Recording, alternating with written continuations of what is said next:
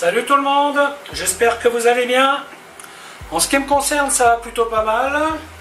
Alors comme d'habitude, on s'abonne, on met les petits pouces, on pose des questions si on le souhaite, j'y répondrai avec plaisir. Alors aujourd'hui, je vais vous faire une sauce qui accompagne normalement terrine et foie gras.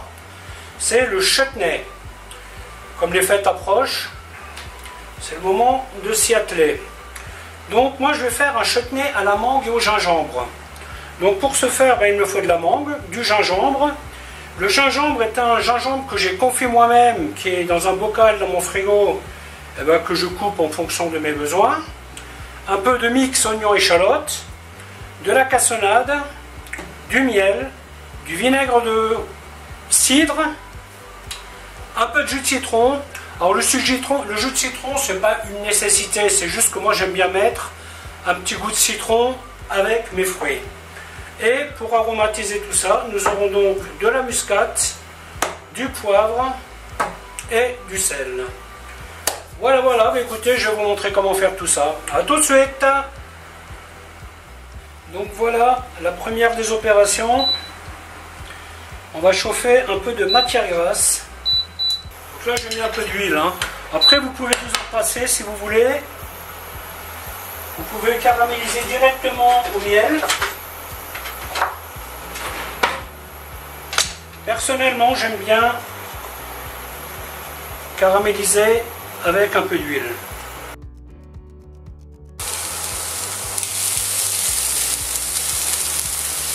Donc là, je vais lui donner une petite couleur. Pas carbonisée, mais une petite couleur quand même. Ensuite,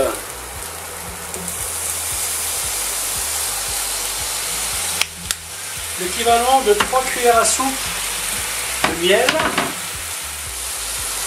Je lui mets les mangues et le gingembre.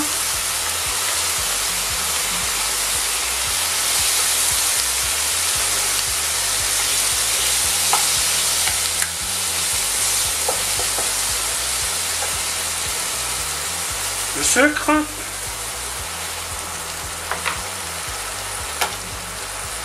Et maintenant, je vais faire caraméliser tout ça.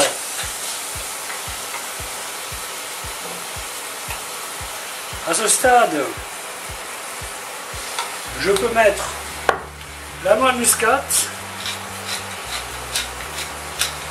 du poivre, j'en mets pas mal, bien relevé au poivre, et du sel un petit peu. Donc maintenant, on va faire caraméliser tout ça. Bien entendu, il vaut mieux rester à côté quand vous faites ça. Parce que c'est une chose qui peut brûler très vite. Donc ça, vous pouvez faire avec différents fruits, sans problème. Vous pouvez rajouter un peu de jus d'orange si vous le souhaitez. Mais attention, plus vous mettez de liquide, plus il faudra le réduire.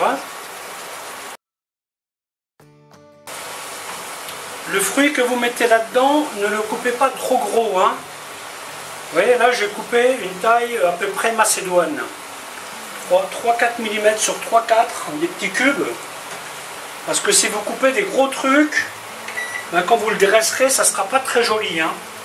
Tandis que ces petites choses-là, quand vous les mettez dans l'assiette, vous verrez, ça aura une certaine esthétique.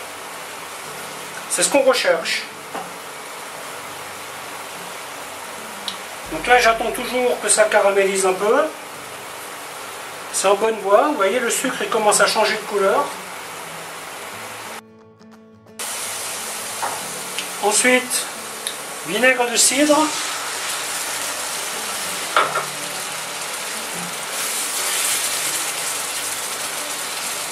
Que l'on porte à ébullition.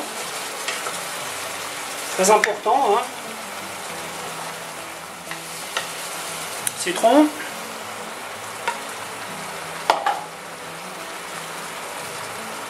Et une goutte de jus d'orange.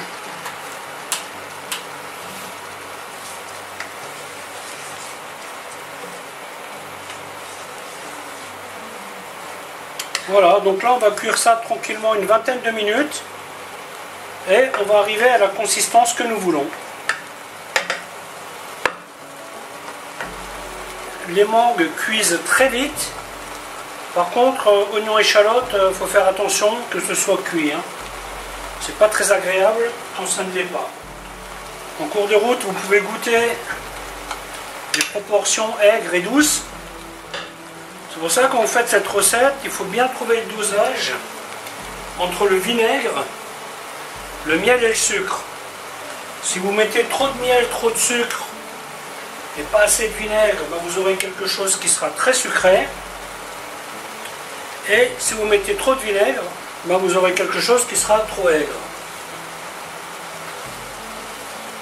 Le principe du sucré salé ou du aigre doux, c'est de trouver le juste milieu entre les deux parfums.